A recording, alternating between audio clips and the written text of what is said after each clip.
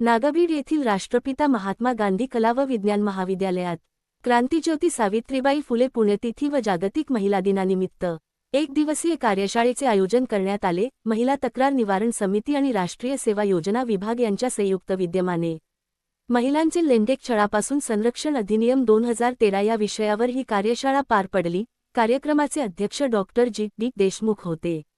मार्गदर्शक म्हणून एम.एस. केळकर आणि प्रमुख अतिथी म्हणून डॉक्टर विकास मोहतुरे उपस्थित होते. तसेच डॉक्टर आर.जे. क्रुडे यांची विशेष उपस्थिती लाभली. कार्यक्रमात बोलताना डॉक्टर जी.डी. देशमुख यांनी सशक्त महिला, सक्षम समाज हे ब्रीदवाक्य मानून महिलांना सन्मान, समानता आणि संधी देणे अत्यंत महत्त्वाचे असल्याचे सांगितले.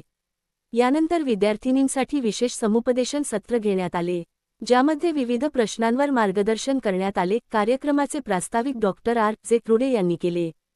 संचालन वनिता शेंडे यांनी तर आभार प्रणाली भैसारे यांनी मानले. अशाच ताज्या बातम्यांसाठी विदर्भ माझा न्यूज 24 ला लाईक, शेअर आणि सबस्क्राईब करायला विसरू नका.